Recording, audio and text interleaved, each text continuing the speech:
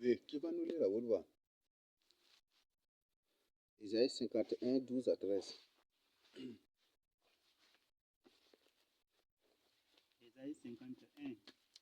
Ngambai, en Kablai, en Mbai. Il y a une personne qui a vu Bible Mbai, non? Hmm?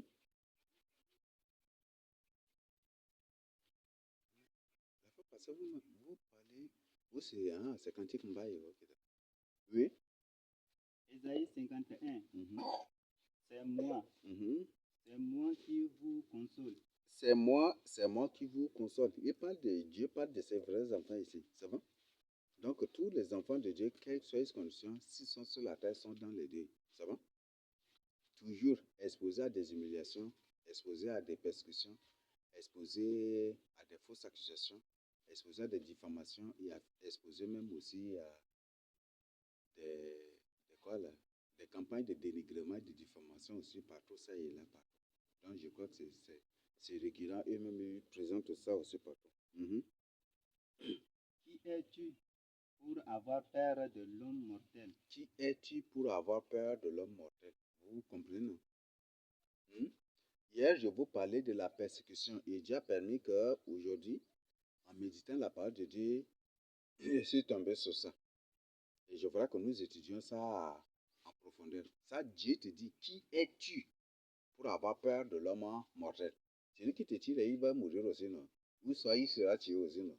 Même Dieu a dit, celui qui tire par l'épée sera tué par l'épée. C'est ça, non? C'est exactement ce que Dieu a dit aussi à Noé, non? Dans Genèse 9. Si quelqu'un verse le sang d'une personne, d'un homme, son sang aussi sera versé par un autre homme. C'est ça, n'est-ce pas? Bravo. Hérode a tué et il était tué. Pilate a tué, il était tué aussi. C'est ça, non? Hmm? Quand il a complété, il était aussi tué sauvagement. Le second sacrificateur, quand il fait qui là? Et en tous les deux, là, ils étaient tous morts tragiquement. Et même, il vient de publier ça.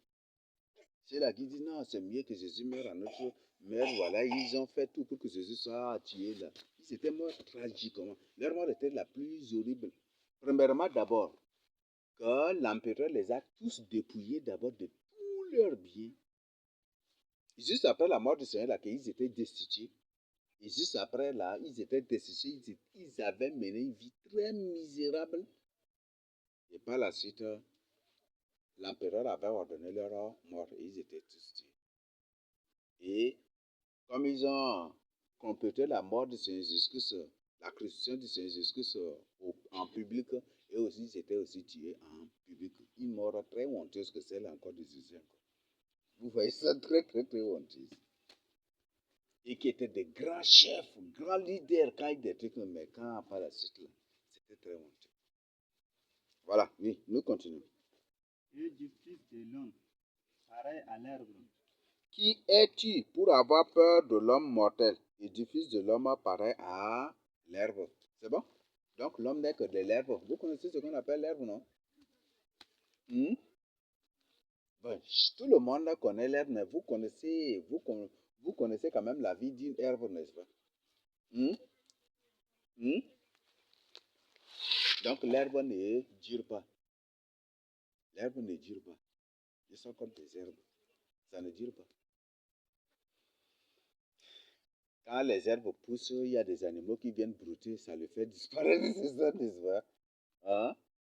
Il y a des oiseaux qui viennent les arracher pour faire de leur nid, ça disparaît, ça meurt aussi, c'est ça, n'est-ce pas? Ou soit, il reste comme ça, ou soit quelqu'un, en cas de manque de pluie, commence par se déchisser, ou soit, et c'est comme ça, les herbes meurent de différentes manières, et c'est exactement ce que sont aussi ceux qui nous persécutent, ceux qui nous font du mal, qui font du mal aux enfants, aux véritables enfants de Dieu. Voilà, c'est ça leur fin. Dieu les compare à des herbes. Mhm. Nous continuons. Et tu oublierais l'Éternel qui t'a fait, qui, qui t'a fait, Qui t'a fait? Mhm. qui a étendu les cieux et fondé la terre. Là, ici, c'est une question. Ça va? Ici, c'est une question. Et pas une question en tant que telle, mais c'est pour t'amener à voir.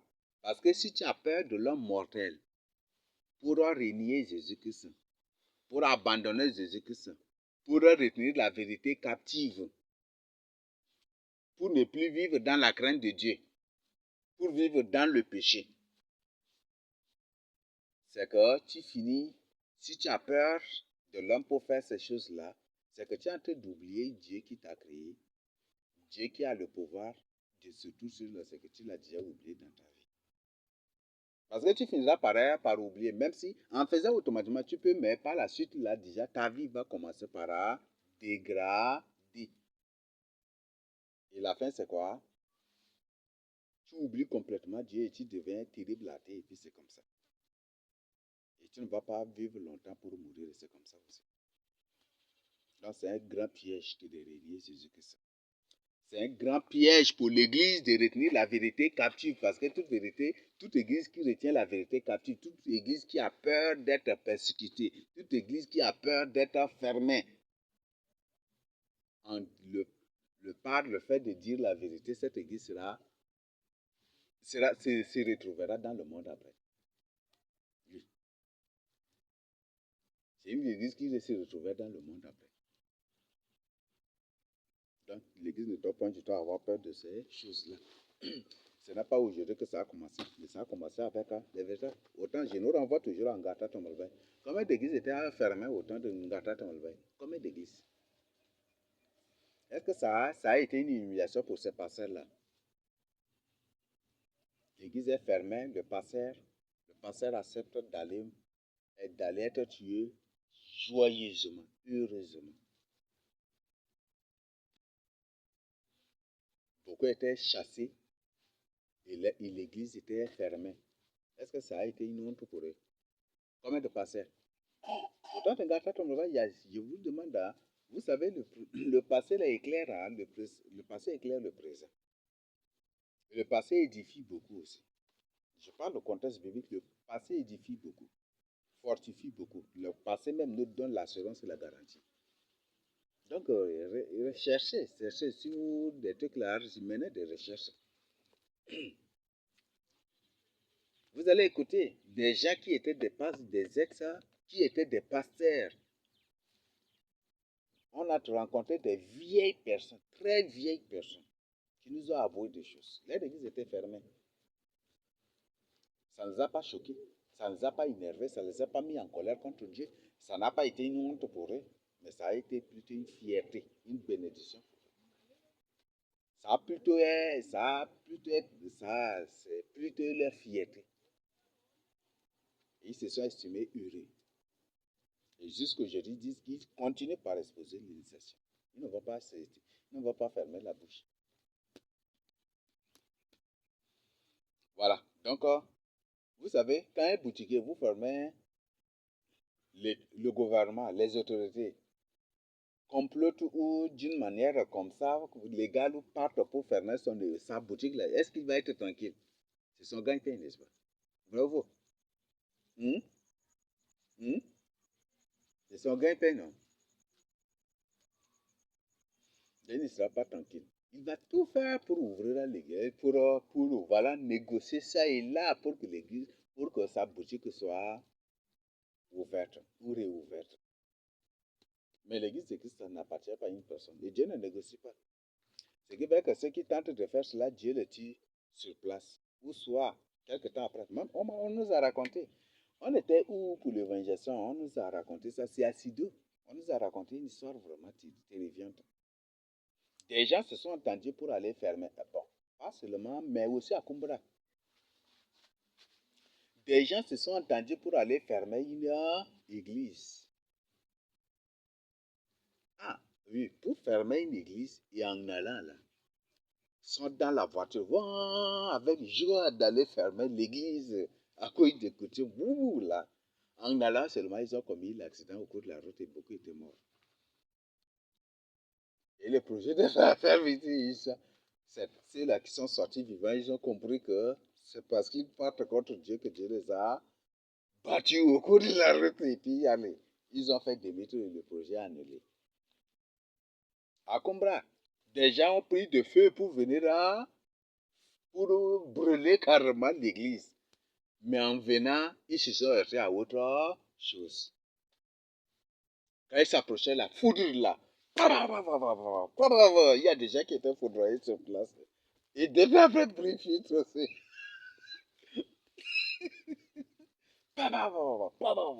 Des éclairs, des foudres.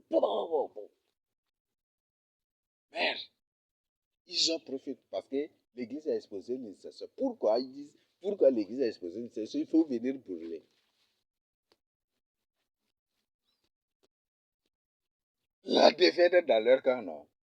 Djal, djal, djal. Et qui venaient en criant, ouh, on va brûler, on va, ouh. Là, ils rentraient là, djal, djal. Personne maintenant. C'est ça, n'est-ce pas? On ne se moque pas de Dieu. C'est ce que Dieu a dit. On ne se moque pas de Dieu. Dieu n'a pas créé la terre pour des désordres. L'initiation, c'est la vengeance. Dieu n'a pas créé la terre pour que ceux qui pour que ceux qui y vivent là aient des vengeances, des rancunes, vivent dans le désordre, dans des crimes et dans des bêtises. Non, c'est pas ça. Dieu n'a pas créé la terre pour ça. Ce qui fait que ceux qui défendent ces abominations, ceux qui osent faire cela juste après là, ils meurent. Ils meurent, ils meurent, ils meurent. On ne se moque pas de Dieu. Et certains même avant, en ayant même ce projet-là, par la suite sont morts. Ils sont morts sans toutefois accomplir cela. Et d'autres aussi, en voulant faire cela, Dieu les frappe d'une terrible maladie pour les avertir, pour les informer. Que s'ils ne se répandent pas, ça va être le pire après. Et d'autres avaient compris. Malheureusement, d'autres n'ont pas compris pour s'y tenir tenace, pour s'obtenir et ils ont fini tragiquement aussi. Donc, voilà ce que vous devez savoir. Il y a beaucoup de cas où des coutumiers, des gens se sont levés, avec leur bâton là, ils ont des trucs pour aller fermer l'église. Mais Dieu leur a prouvé le contraire. Dieu leur a prouvé le contraire. Et tel que nous sommes, on connaît déjà notre droit. On voit que si on sait qu'il veut venir là, on fait juste des déclarations. Ça va être le pire encore. Ces églises-là, les gens n'ont pas prié, hein, mais Dieu a réagi comme ça. Mais sinon, s'ils ont encore prié, ça va être comment? Ça va être comment pour eux? Ça va être pire. Je ne sais pas s'il y a des questions ou des compléments.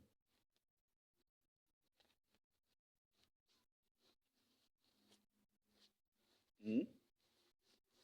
Là, je crois que vous avez appris l'histoire des églises que les gens voulaient fermer. Et Dieu s'est levé aussi pour réagir. Parce que Dieu n'a pas créé la terre pour le désordre. Dieu n'a pas du tout créé la terre pour le désordre.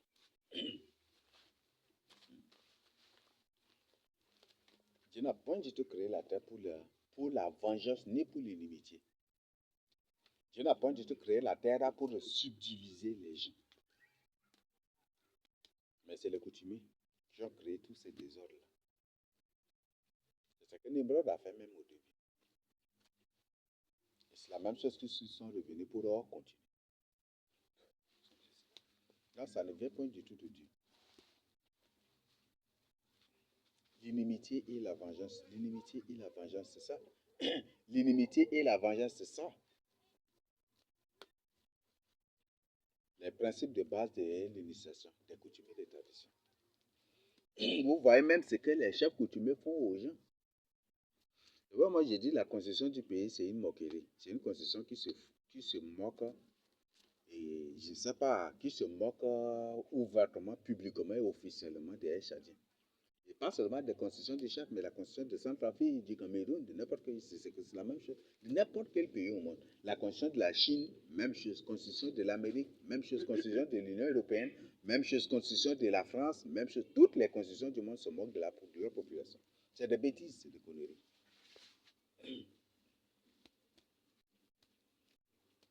Donc, ce qui fait qu'aujourd'hui, les coutumiers, ils ont une garantie parfaite.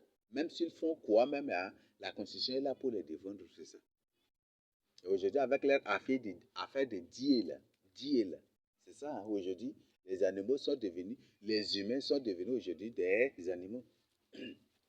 Avec l'affaire de deal, il suffit de tuer et puis venir verser 3 millions, 5 millions, 10 millions, et puis c'est fini, c'est ça, non? Moi, j'ai béni beaucoup les familles que les coutumiers ont tuées, ou les musulmans, ou les gens ont tué, et qui par la suite ont refusé leur Dieu, là, je les bénis, que le Seigneur les bénisse vraiment. Ça doit vraiment servir le Seigneur. Ce n'est pas du tout à accepter ces bêtises.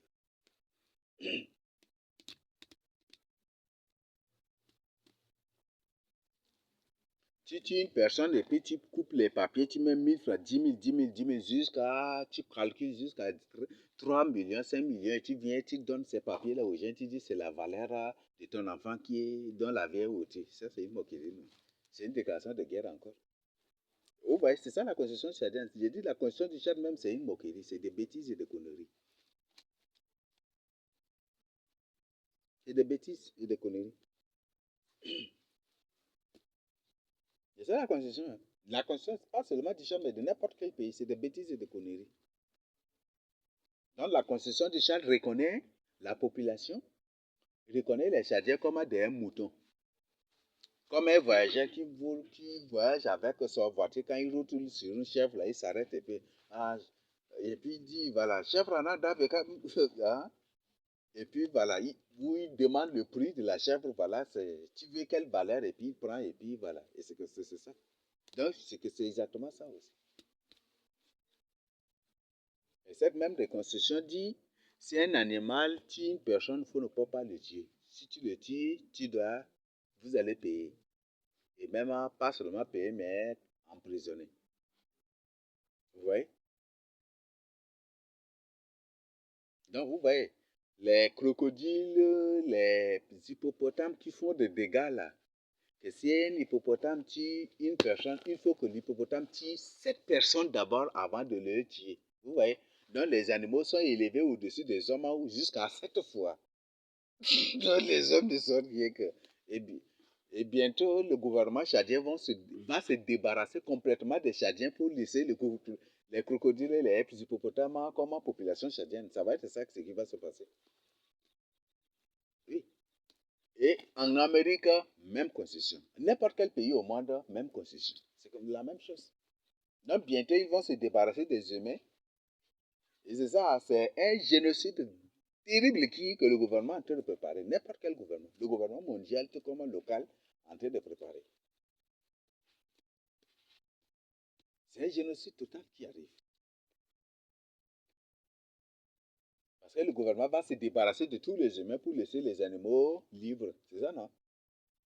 Et même ils appellent ça le règne animal. Donc pour que les animaux, voilà, les hippopotames soient épanouis, restent tranquilles, ne soient pas dérangés. C'est ça, non? C'est ça ce qui va se passer. Donc les animaux sont élevés au-dessus des humains jusqu'à 7 fois.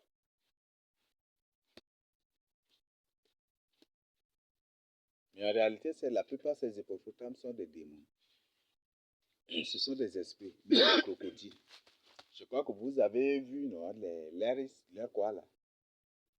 La soi-disant peinture découverte dans les tombes des pharaons là, aux pyramides là, ils le présentent.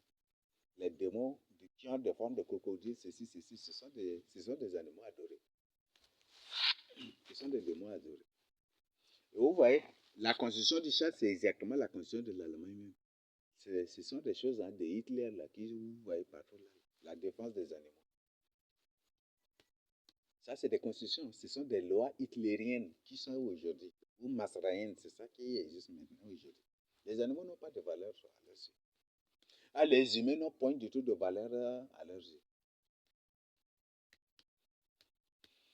Et bientôt, il sera décidé que même une mouche suisse, si elle reste sur toi, tu ne dois pas le tuer. Même si une fourmi te mord, il ne faut pas le tuer, parce que c'est un élément de la nature. Bientôt, ces lois seront votées. Les gens vont crier partout. Et même la personne qui déteste Jésus, comment même là, il va accepter Jésus ce jour-là. Bientôt, vous allez voir. Parce que c'est des lois qui sont déjà votées. Et ça existe déjà dans la constitution de l'ONU, qui deviendra la constitution du monde après. Vous allez voir. Massa Sosé a fait tout cela. Je vous ai dit, c'est Massa Sosé qui a créé l'ONU, qui est là. Et bientôt, ces lois vont être imposées. Ces lois, je crois qu'en Chine, partout déjà, ils le présentent, non? Les bouddhistes, par exemple, ils respectent ces lois-là. Bientôt, vous allez voir.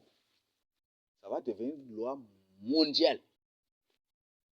Les bouddhistes, ils disent qu'il ne faut pas tuer les mouches, les moustiques, parce que ce sont les éléments de la nature. Il ne faut pas les tuer. Voilà, il faut les respecter, il faut les honorer, il faut les... Voilà, c'est ça.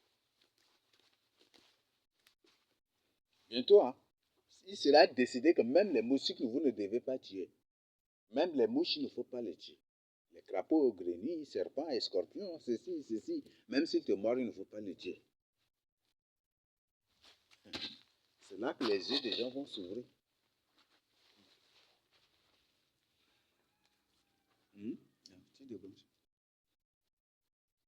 Donc bientôt, vous allez voir. Peut-être qu'il y en a déjà dans la Constitution parce qu'on ne connaît pas leur... C'est 4e République, non? Oui, il faut dire tout pour laquelle ils ont demandé aux gens de voter oui ou non ou ceci là. C'est 4e République, non? On ne sait pas. On ne connaît pas les contenus des choses pour lesquelles on doit voter oui ou non. Ils ont tenu ça secret. Même si le présentant, ce n'est rien que la partie immergée hein, de iceberg. De iceberg, donc c'est juste la partie immergée. La partie visible, là, c'est un peu seulement. Mais ce qui est caché sous ça, là, vous ne savez pas encore. Mais quand après, ils vont tout émerger. ah, quand ils vont tout émerger, c'est là que vous allez dire, on ne veut pas, mais c'est déjà trop tard. Si vous sortez pour manifester, ça va être, ils vont déclarer ça comme une déclaration de guerre. Ils vont prendre ça comme une déclaration de guerre. Comme Hissène Habré a dit, là, une manifestation, c'est un coup d'état raté. Donc, c'est ça, la loi de Hissène Habré. C'est ça.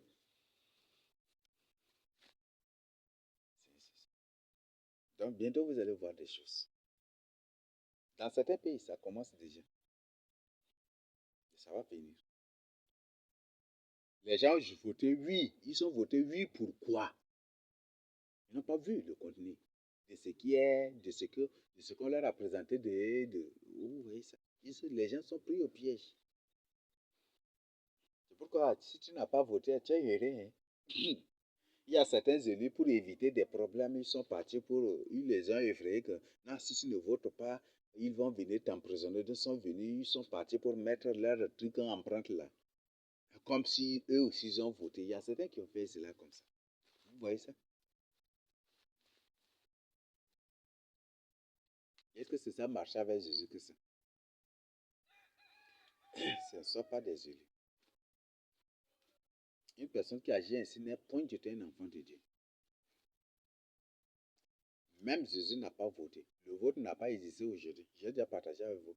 Ce n'est pas aujourd'hui que le vote a commencé. Le vote a commencé avant même Jésus, l'arrivée de Jésus. Là où le vote a commencé avant même l'arrivée de Jésus. La naissance de Jésus sur la terre. Ici au chef. Le vote a commencé avant. Ce n'est pas aujourd'hui. Les empereurs romains, là, ils sont votés. Ils ne sont pas... Non, ils sont votés. Les empereurs romains sont votés. Le vote n'a pas commencé aujourd'hui. Et ne croyez pas à des fausses histoires qu'il vient de vous raconter. Tout récemment, il vient de dire, j'étais tombé sur ce truc. Vous voyez, les datations bibliques, je ne faisais que vous dire que c'est faux. Mais eux-mêmes ils disent que l'empereur Jules César, là, que c'est Adolf Hitler. Vous voyez ça? Vous voyez ça? Et ils ont présenté comment les histoires ont été modifiées et manipulées. Et c'est depuis l'époque médiévale jusqu'à la Renaissance que les choses ne font que falsifier et créer des fausses archéologies pour avoir des gens. C'est comme ça qu'ils ont fait. Quand il parle de César, là, il parle d'Adolf Hitler, alors de César. Et dans la Bible, c'est comme il y a 3 Césars non, dans la Bible. Et il y avait aussi 3 dirigeants. Le premier Reich, deuxième Reich, troisième Reich de l'Allemagne. Vous voyez ça? Voilà, c'est ça. Hein. Donc, les lois hitlériennes ou masraïennes sont là déjà. C'est exactement ce que Hitler a fait là-bas que Massa est en train de faire des choses. Exactement. Est-ce que vous n'êtes pas informé que c'est exactement, hein, Vous suivez la vie de Hitler jusqu'à pour devenir le premier chancelier ou premier ministre de l'Allemagne. Pour comparer avec ce que Massachusetts a fait. Et du coup, vous comparez cette ville, c'est la même chose. Hitler, pour être populaire, des trucs comme ça, Hitler a organisé une grande manifestation au cours de laquelle beaucoup d'Allemands étaient tués. Mais ça aussi, pour devenir populaire et pour que des trucs aussi, il a organisé une grande manifestation. Des vies sont tuées. Hitler, pour encore aggraver des situations, des trucs là, il est parti pour faire un coup d'État. Il a créé une sorte de rébellion pour aller s'emparer du Parlement allemand ou quoi comme ça. Exactement. Et c'est une rébellion. C'était une rébellion. Macha aussi, ça a organisé une rébellion. Vous voyez ça? Exactement les mêmes choses. Comparez, faites des études comparatives, vous allez trouver beaucoup de choses. Vous allez découvrir beaucoup de choses. Les fonds restent les mêmes, mais les formes changent un peu sur le monde. C'est ça. Voilà, donc c'est ce que vous devez savoir.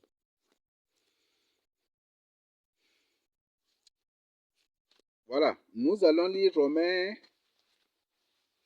6. Je ne sais pas s'il y a des questions ou des compléments.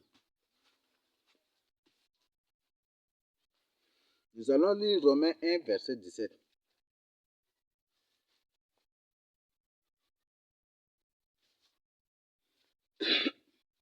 Verset 18 d'abord.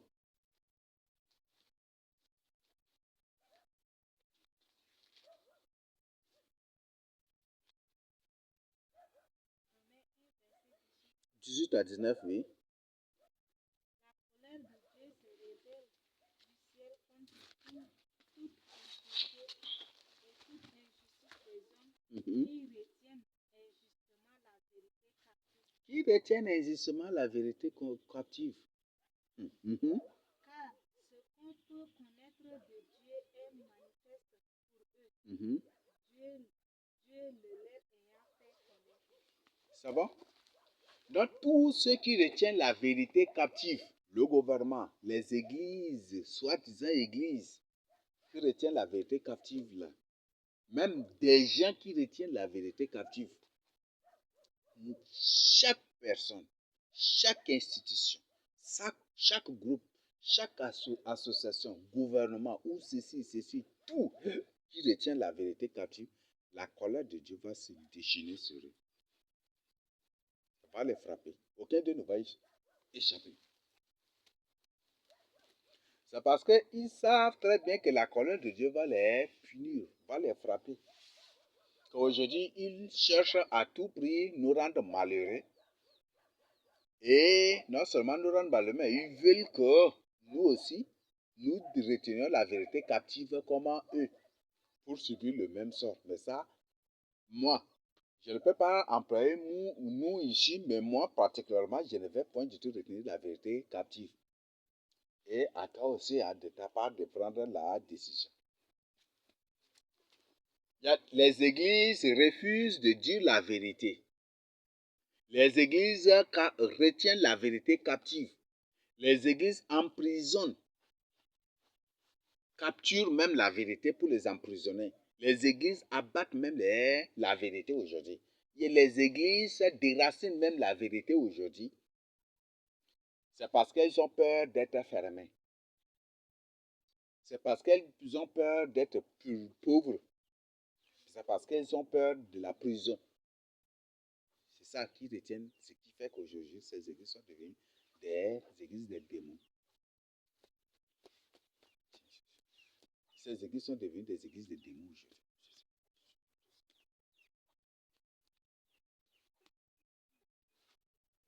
Non, c'est la vérité. Quand tu retiens la vérité, capture, tu ne vas pas échapper. Bon, toi-même, il y a des gens, il y a des frères même qui ont partagé ça avec moi. Dieu leur révèle quelque chose pour partager avec des gens. Et ils ont refusé de le faire. Et par la suite, la colère de Dieu a fini par les atteindre. Et même ils ont reconnu. Dès qu'ils ont confessé, la maladie a quitté aussi pour partir. Et c'est comme ça. Il y a des frères qui ont partagé ça avec moi. Donc, ne retiens pas la vérité captive. Ne retiens pas du tout la vérité captive. C'est les démons qui retiennent la vérité captive. C'est les démons qui ont falsifié nos histoires, qui ont falsifié l'histoire de l'Afrique, qui ont falsifié l'histoire de chaque ethnie pour retenir la vérité captive afin de rien. Parce que ce sont des fils de mensonges. Mais toi, tu ne retiens pas la vérité captive. Parce que dès que tu retiens la vérité captive, tu deviens fils du mensonge, fils du serpent. Oui. Au lieu de te dire la vérité pour ton salut, justement, je deviens fils du serpent.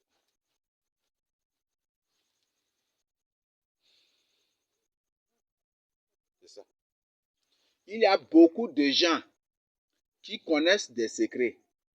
Et dès que ces gens se préparent à exposer ces secrets, le gouvernement dissimule quelque chose pour les emprisonner. C'est comme ça que ça se passe là.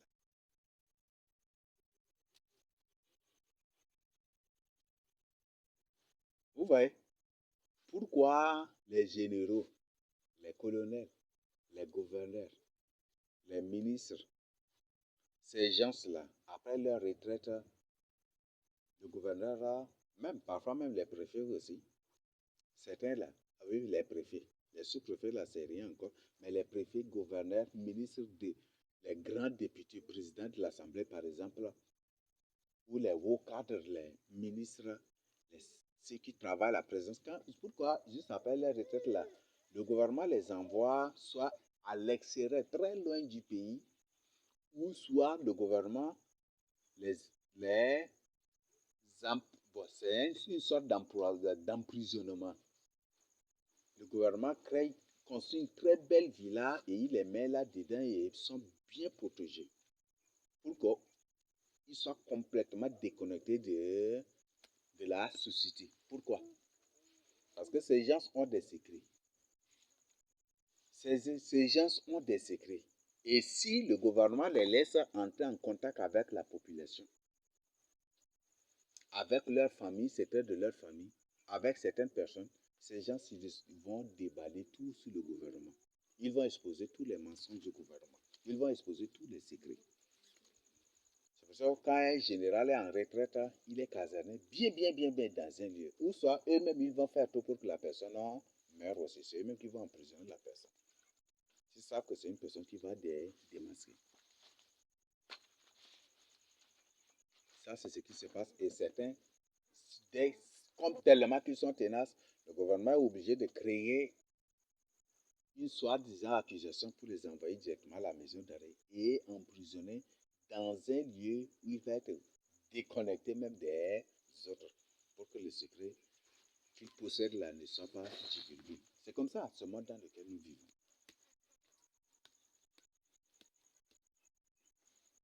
Et quand de telles personnes ont des secrets, découvrent des choses et qu'ils veulent leur dévoiler, exposer à la population, directement ils viennent pour les corrompre, négocier. Si la personne accepte de coopérer, il y accorde des médailles et c'est eux-mêmes qui vont battre la célébrité, la campagne de célébrité de cette personne. Et la personne doit garder le silence. Et si la personne en refuse, c'est eux-mêmes qui vont commencer par battre des campagnes de diffamation contre la personne. Et emprisonner la personne aussi. C'est comme ça que ça se passe. Vous savez, on vit dans un monde de haute manipulation. C'est ce que c'est. On vit dans un monde de haute manipulation.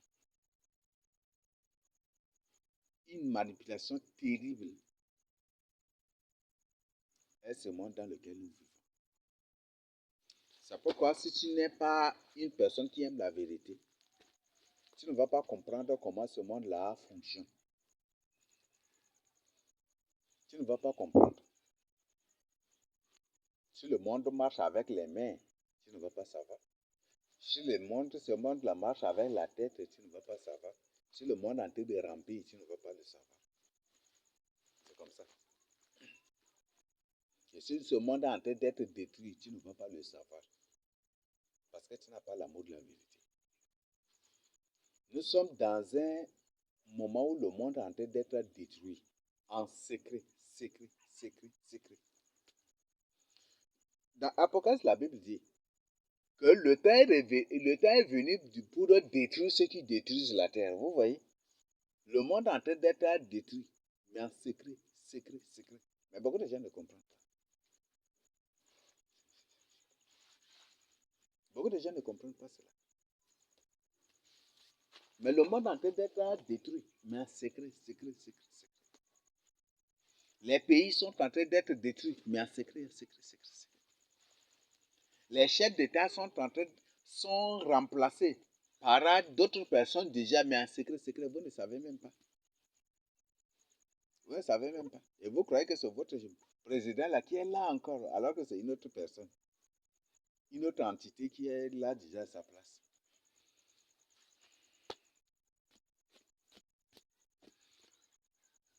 C'est comme ça. Donc, c'est bon d'avoir les yeux ouverts. Donc, ce n'est pas avoir peur. La vérité, c'est à le dire. L'église de Christ, là, ce n'est pas une boutique. C'est pas une boutique. C'est pas ton lieu de stockage. Si une personne vient fermer, ça va te faire mal. Et tu vas négocier pour libérer ce que tu as stocké. Ou des trucs non. L'église de Christ appartient à Dieu. Et c'est très bon de dire la vérité. Ce n'est pas du tout à avoir peur. C'est pourquoi quand tu sors à l'évangélisation, il faut dire la vérité.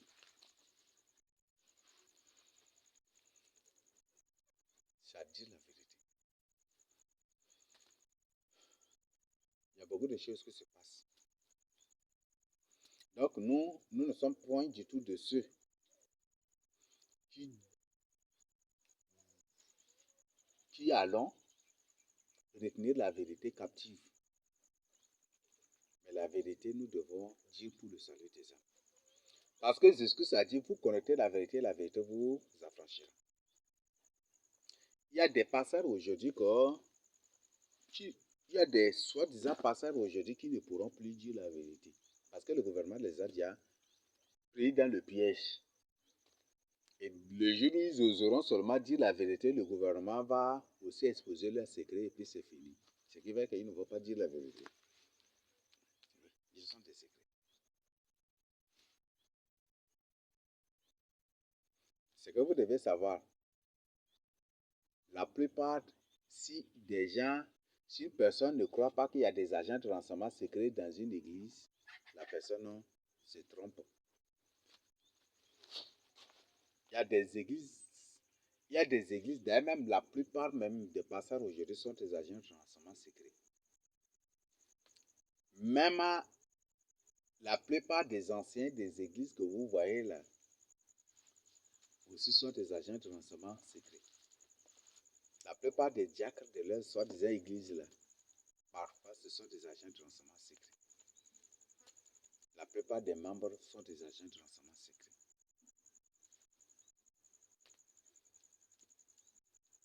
C'est comme ça. La plupart aussi ce sont des démons. Donc, comme ces églises sont remplies de démons, dès que le pasteur va oser dire la vérité pour le salut des âmes, ce sont ces démons qui vont se mettre maintenant à exposer. Le pasteur a fait des choses, il a fait et c'est comme ça qu'ils vont faire. Mais un tel pasteur, un pasteur qui veut dire la vérité, mais qui a peur que ses secrets soient exposés, ces pasteurs-là, la Bible a des conseils pour eux. Vous savez, en tant qu'un humain, il ne faut pas avoir de secrets.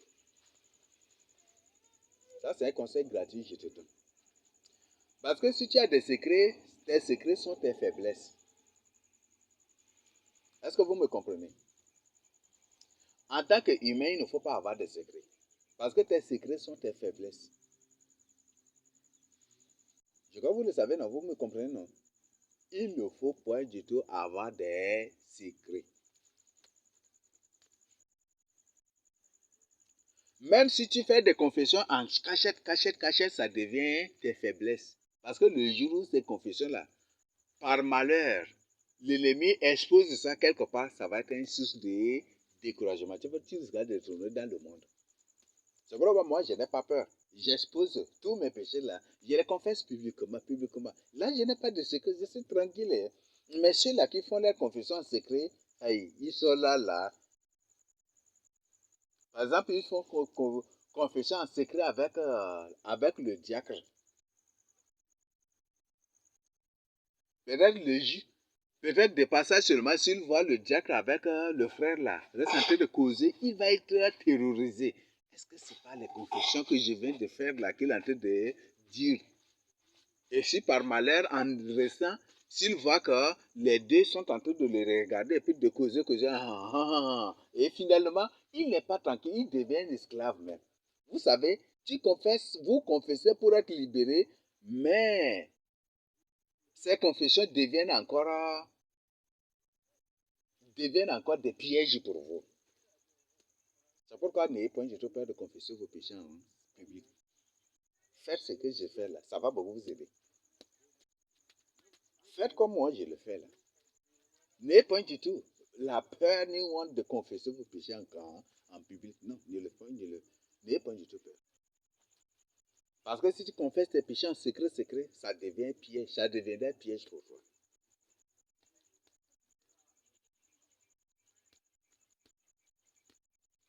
Ça va? Voilà. Ça devient piège. Il y a des gens qui ont été pris même dans ces pièges-là. Donc, ce n'est pas du tout à avoir peur. Par exemple, un passeur, si le gouvernement veut avoir un passeur, par exemple, il prend une femme pour aller dans un hôtel ou dans une auberge. Le gouvernement filme tout et puis des trucs. Si c'est un passeur qui prêche la vérité, le gouvernement filme tout, il a déjà les preuves. Et le gouvernement va venir juste le trouver. Voilà, toi là, arrête de dire la vérité. Arrête de nous exposer. Voilà ça. Si tu continues encore, on va jouer ça à la télé nationale. Et c'est fini, non? Il va fermer la bouche, bravo. C'est ça, non? Il va fermer la bouche, bravo. C'est ça, non? Arrête-toi là, on te connaît.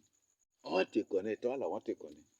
On suit tous tes appels, voilà tes appels. Ce que tu fais, ce que. Ça là, si tu fais, on va exposer ça. Et nous-mêmes, on a des gens qu'on peut mobiliser pour te destituer. Et le pasteur est terrorisé, il devient esclave. Et c'est comme ça, ça se passe là. N'ayez pas de secret. Est-ce qu'on se comprend? N'ayez pas de secret, n'ayez point du tout peur, ni honte de confesser vos péchés en public. N'ayez point du tout. Ça va vraiment vous aider. Et beaucoup sont pris dans ces pièges-là.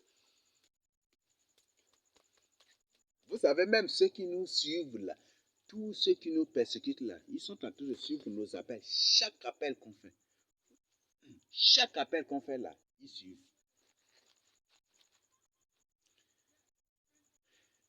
Et par la suite, il y a un signe pour reconnaître certains élus. Quand je les appelle, si c'est des hypocrites, j'essaie, ça me permet, il y a un signe là qui me permet de comprendre et de découvrir même certains élus.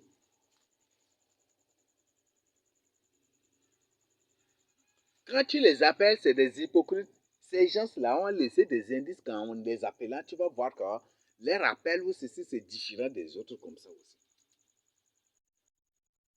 Bon, je ne sais pas comment expliquer cela, mais c'est une réalité. Et exactement, ceux-là qui ne sont pas des véritables élus, aussi, quand je les appelle au téléphone, je trouve ces choses-là aussi dans leurs appels. Mais ceux qui sont sincères, il n'y a pas aussi ces phénomènes-là.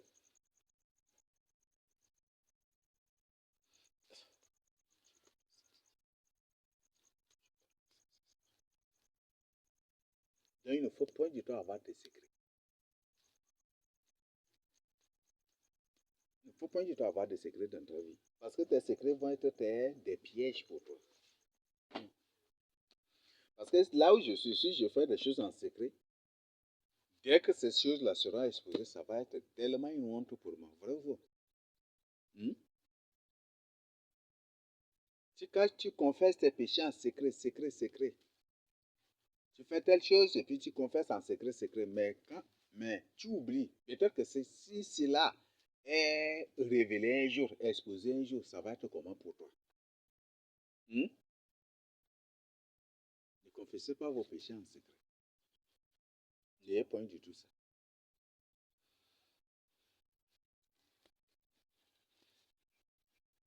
La Bible dit confessez vos péchés les uns aux autres. Les uns aux autres. C'est ça, non? Hmm? Ou Dieu a dit confessez vos péchés l'un à l'autre, c'est ça? Il a dit ça. L'un à l'autre. Donc, c'est à confesser vraiment publiquement ses péchés.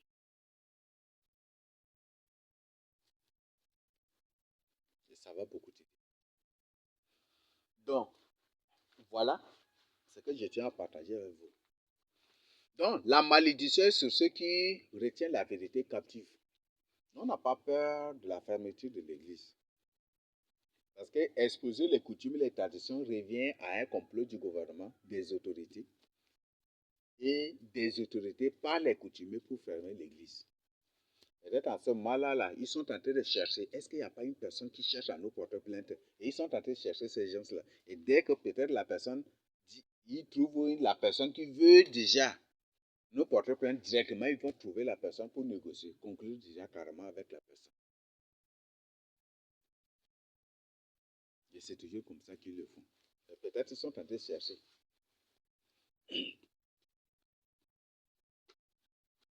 Parce qu'eux, ils ne vont jamais du tout aller à la radio. Ah, telle église là, voilà, nous les autorités, telle église là a exposé l'initiation, a exposé, donc on va fermer. Ils ne vont pas partir dire cela. S'ils disent cela, eux-mêmes, ils réveillent les âmes. C'est ça, non? Donc ils vont chercher ils vont passer par autre. De manière méthodique. Vous connaissez ce qu'on appelle la méthodologie, non? De manière méthodologique, donc c'est comme ça qu'ils vont faire. Il faut passer d'une autre manière. Il faut le faire d'une autre manière. Ils se croient trop sages. Mais ils ont oublié que leur sagesse les expose comme des enfants. Des gens qui ne connaissent rien. Même la Bible dit la sagesse du monde est une folie. Ils ont oublié que leur sagesse même font d'eux des fous sans qu'ils le sachent eux-mêmes. C'est comme ça. Donc, n'ayez point du tout peur. Donc, ici, dans Ésaïe 51, 12 à 13, la Bible dit, qui es-tu pour avoir peur d'un homme mortel? Les autorités sont déjà mortels, vrai ou faux? Les autorités sont des mortels, c'est ça, non? Ils sont tous des mortels. On ne doit pas du tout avoir peur d'eux.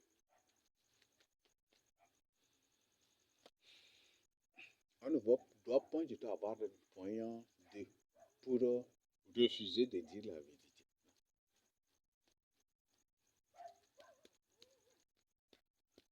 La vérité, nous devons dire pour le salut des âmes.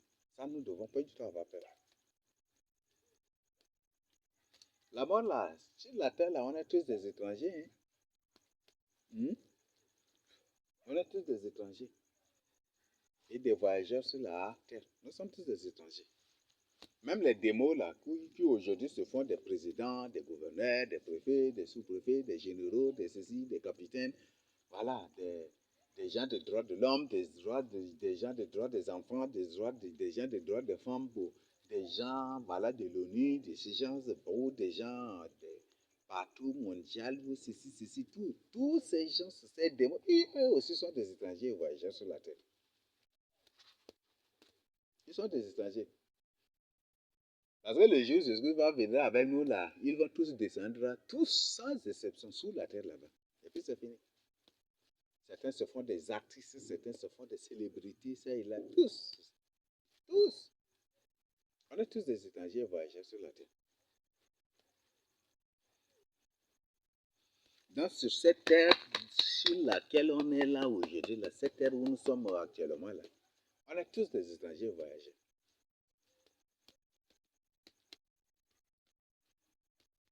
Voilà. Donc ce que vous devez savoir. Donc ce n'est pas du tout avoir peur.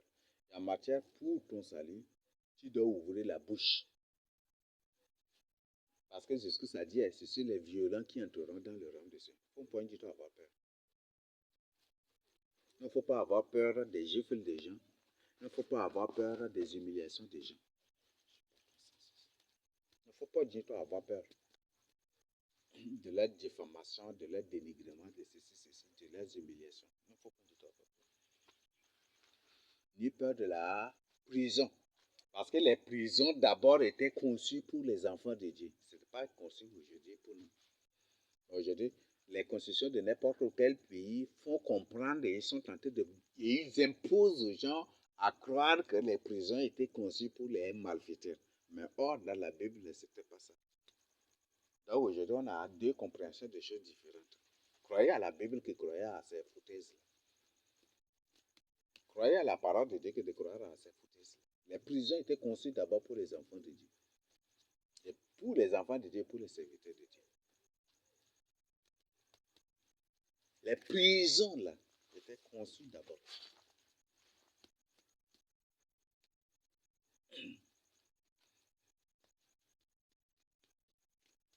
Avant, quand une personne fait quelque chose, on le tue directement. Directement.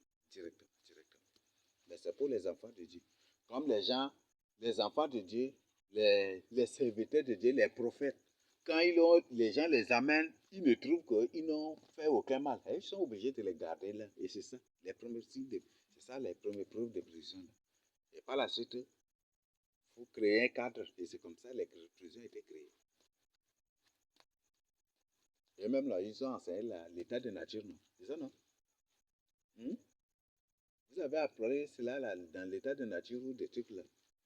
L'homme est un loup pour l'homme là. Vous avez appris ça, non? Les premières prisons étaient d'abord faites, construites pour les enfants de Dieu, pour les serviteurs de Dieu. Pour les serviteurs de Dieu, premièrement, et pour les autres enfants de Dieu. Voilà, donc c'est ce que vous devez savoir. Donc je le partage ainsi au nom de Jésus. Amen. Là, j'ai oublié quelque chose. Le Seigneur a dit quelque chose aussi d'important. Il dit, ne craignez pas ceux qui tuent le corps et qui ne peuvent rien faire à l'âme. C'est ça, non? C'est dans Matthieu 10, non? C'est combien? Matthieu 10 même,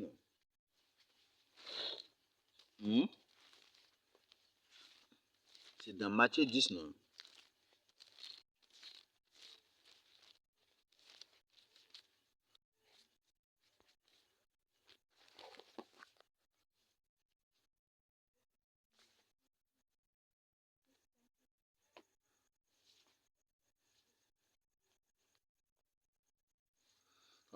Voilà. Le Seigneur Jésus-Christ dit quelque chose, hein? Voilà. Matthieu 10, 26 à 28, qui va nous lire à haute voix? Matthieu 10, 26 à 28. Matthieu 10, 26 à 28. Ne les craignez donc point, car il n'y a rien de caché qui ne doit être découvert, ni de secret qui ne doit être connu. Ce que je vous dis dans les ténèbres, dites-le en plein jour.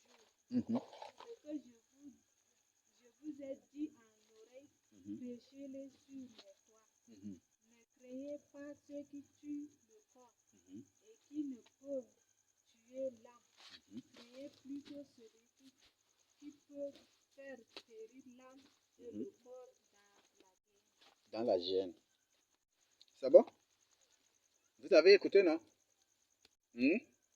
Donc Jésus nous dit de ne point du tout avoir peur. Les gens disent qu'il n'y a pas de révélation, mais Jésus nous donne, il n'y a plus de révélation au dernier temps, c'est ça, non? Mais Jésus nous dit le contraire ici. Ce que je vous dis en secret, prêchez-le sur les toits, c'est ça, non? Quand Dieu dit prêchez-le sur les toits, ça veut dire quoi? On doit crier dessus, c'est ça, non? C'est ça, non? Voilà. On doit crier dessus. Bon, ça signifie d'autres choses, mais je ne vais pas en parler ici. C'est bon? Ça signifie d'autres choses aussi, mais je ne vais pas. Ce que je vous dis en secret, prêchez-le sur le toit. C'est tombé ailleurs. Ce que je vous dis dans les ténèbres, dites-lui en plein jour. Dieu nous prouve ici qu'il nous parle toujours. Même Jésus a dit, je serai avec vous jusqu'à la fin du monde. C'est ça, non? Et ça, les gens ne comprennent pas. Mais comme c'est des enfants de serpents, c'est comme ça. Parce que c'est par ce mensonge-là, il faut qu'ils vont chercher à bêtir les gens. Même si Dieu reproche les gens dans leur vision, dans leurs rêves, dans des visions, dans les rêves, là, ils vont dire non, ça ne vient pas de Dieu. C'est un démon qui t'a demandé de cesser de voler. Donc, ils vont dire ça. Et ce que je vous ai dit à l'oreille, prêchez-le sur les toits. C'est ça, n'est-ce pas? Ce que je vous dis, Dieu parle toujours à ses enfants. S'il dit qu'il sera avec nous jusqu'à la fin du monde, c'est pour qu'il va nous parler et il va nous communiquer des choses jusqu'à la fin du monde aussi. Il va être avec. Même quand Jésus-Christ reviendra sur la terre avec nous, là, pendant le millénaire, là, il y aura des gens auxquels Dieu va, ils vont recevoir des visions, mais ils auront peur de les partager. Zacharie en a parlé, non? Voilà. Ne craignez pas ceux qui tuent le corps et qui ne peuvent rien faire à l'âme. Craignez plutôt celui qui peut faire périr l'âme et le corps dans la géhenne. Donc, c'est ce que Jésus nous dit. Aujourd'hui, nous sommes dans un monde où dire la vérité, c'est synonyme de la mort. Dire la vérité, c'est prendre le risque de la mort. Dire la vérité, c'est exposer sa vie. Dire la vérité, c'est se faire condamner injustement. Dire la vérité, c'est inviter les gens à comploter contre toi, à raconter n'importe quoi sur toi aujourd'hui, avec par des moyens modernes ou ceci qu'ils ont aujourd'hui. Mais il ne faut pas du tout avoir peur. J'ai lu quelque part le Seigneur dit que nous ne devons point du tout avoir peur, ni des tourments. Nous ne devons point du tout. C'est dans Ésaïe là même là, j'ai lu beaucoup de j'y avais découvert, trouvé beaucoup de choses même. Donc la consolation de Dieu arrive. Nous ne devons pas du tout avoir peur d'eux.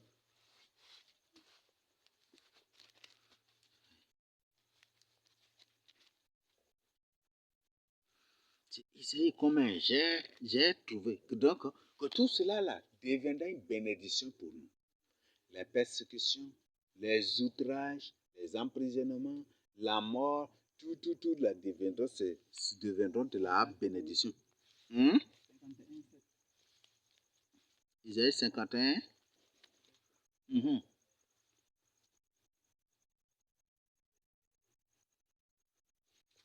Aha. Isaïe 51, 7. Et tu nous lis à haute voix.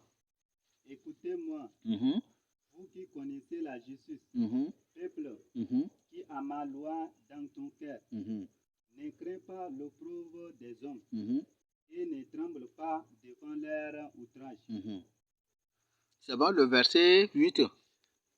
Car la teigne les dévorera comme un vêtement et la gerce les rongera comme de la laine. Mais ma justice durera éternellement et mon salut s'étendra d'âge en âge. Donc on ne doit pas. Le verset 7 nous dit quoi? Ne craignez pas l'opprobre des hommes. Vous comprenez ce qu'on appelle l'opprobre, non?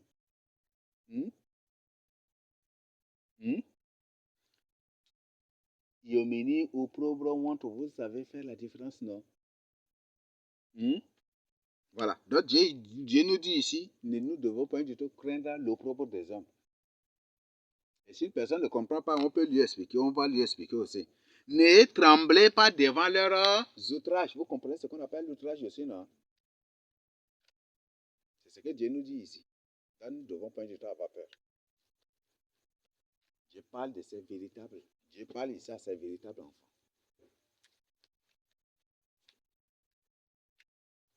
C'est bon? Donc, nous ne devons pas du tout avoir peur, ni de l'opprobre, ni de l'ignominie, ni de la honte, ni des humiliations des gens, ni de leurs outrages. Nous ne devons pas du tout avoir peur de cela. Ni de leur prison, ni de la mort. Jamais du tout. C'est ça là. Toute personne mourra un jour. Eux-mêmes, ils disent que la vraie vie commence après la mort. Cette vie que nous menons, ce n'est pas la vie. Ce n'est qu'une introduction à la vraie vie après la mort. Donc eux aussi, ils mourront un jour. Et si nous emprisonnons injustement, eux aussi ils seront emprisonnés aussi, injustement ou de manière légale aussi un jour. Dieu va les pousser à faire quelque chose de terrible et ils seront emprisonnés. Tu complotes contre nous. Dieu a dit, il te sera fait comme tu as fait. De même, certains dieux, comme tellement de trucs là, Dieu les a punis par la mort. Soit c'est la mort qui les attend, soit c'est le pire qui les attend. D'une autre manière.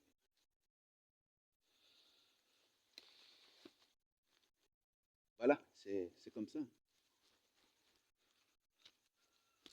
Beaucoup se sont levés pour nous persécuter à cause, ce sont des parents ou des oncles ou des gens ça et là qui se sont levés pour nous persécuter. Pour comploter qu'on soit emprisonné. Pour qu'on dit, on condamne l'école, on dit que l'école est satanique. L'école vient de Satan. Ils ont dit cela. Ils ont organisé maintenant. Et là, qui disent qu'ils cherchent l'avenir de leurs enfants, Dieu leur a prouvé le contraire. Ils sont morts et les enfants sont en vie.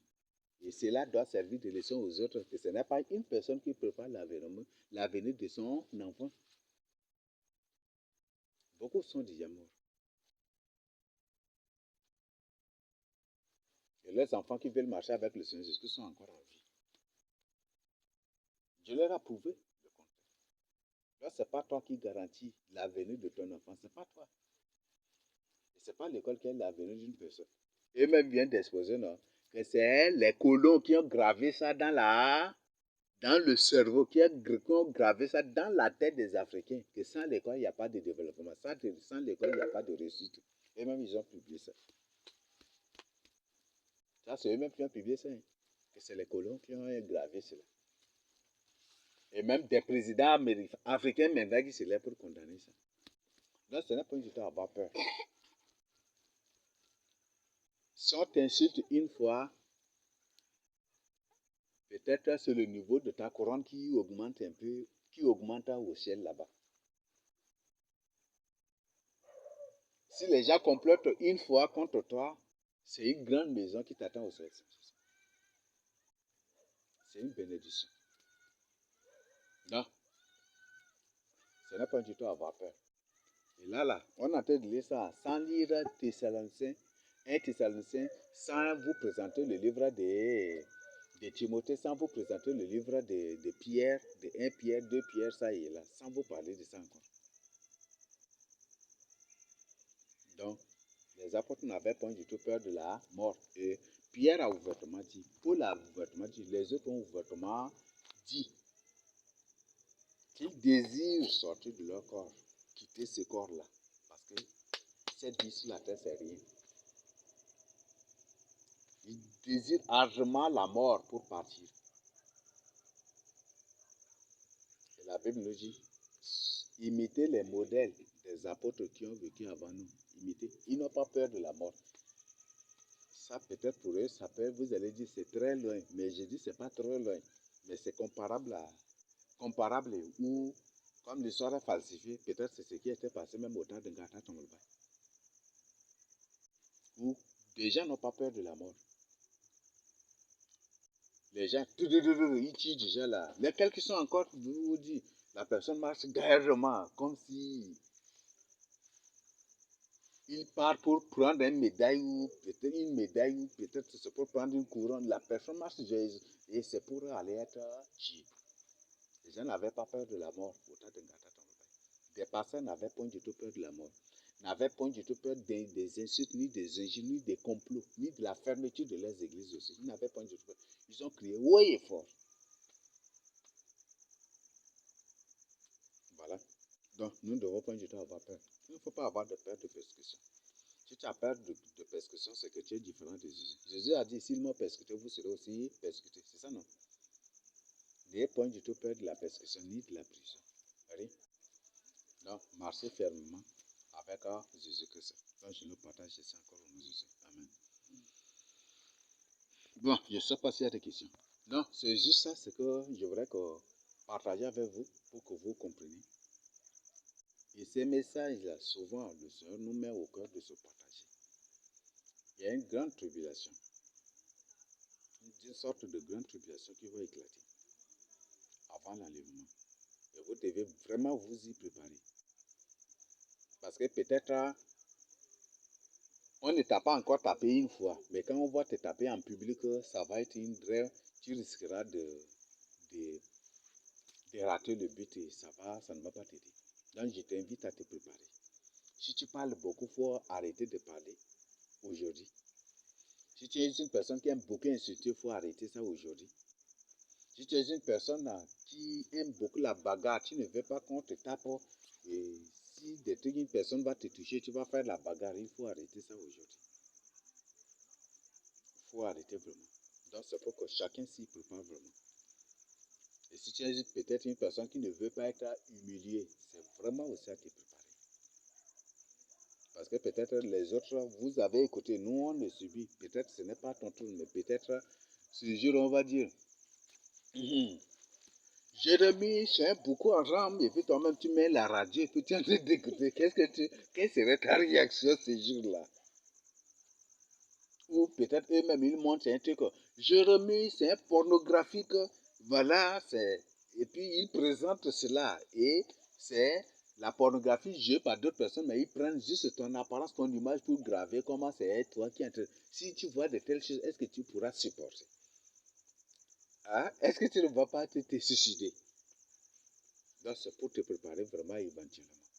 Je nous partage mon Jésus.